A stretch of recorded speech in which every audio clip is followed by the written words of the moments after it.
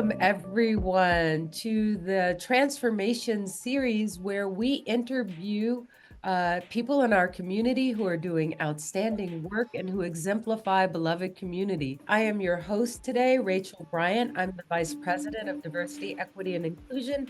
And this call is also being co-hosted by Shirley Strong. Wave, Shirley. Shirley is a former Dean of Students at CIIS and a beloved community consultant to me now.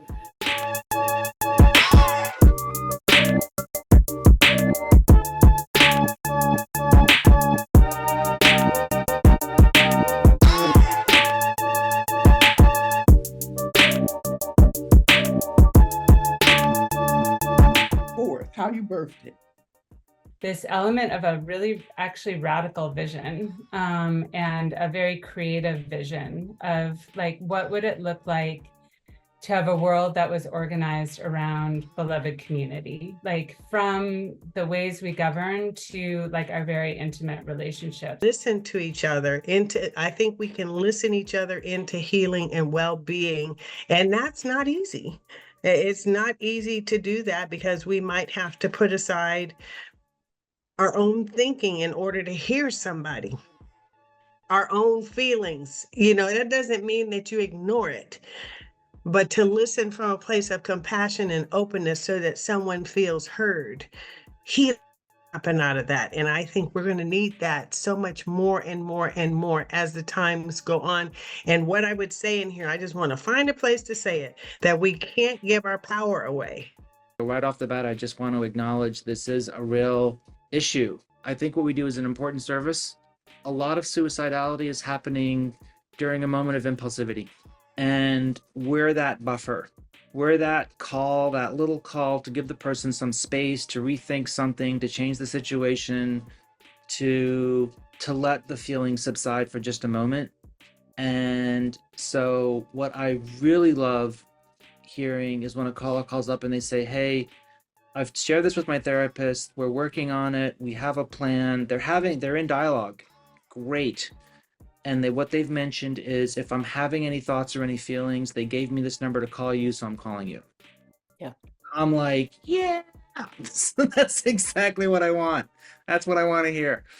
So it's like, we're here. What's going on? Tell me how you're feeling. What's your day going? And then we just talk. There's just so much there in terms of the vampire mythos. That when people say, oh, you know, are you a vampire fan? I would say, are you ready to have a 3-hour conversation? Like the whole, you're not supposed to do that.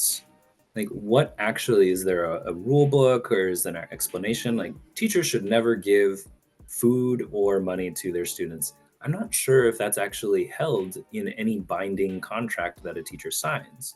And so if we're acknowledging that these are cultural norms that are just established, that are expectations, then offering a break and modeling a break of those things, while especially if we're doing this in the therapy space, if we're doing this in the education space, if we are showing people that we can actually do different, then we can inspire people to do different in their own lives, in the lives of their loved ones, and recognize that the norms and the rhythms that we hold aren't necessarily the ones that we have to keep adhering to.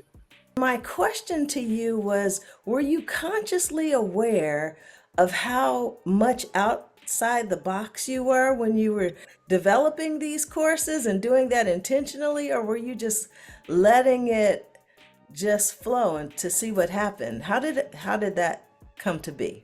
I think May and I were really hungry to talk about these stories that lived within us, and we were really curious to hear other people's stories. We really wanted to know, what's happening in the world, what's happening with mothering in this moment in time. And so it was more about creating the opportunity for people to come and share rather than for us to share.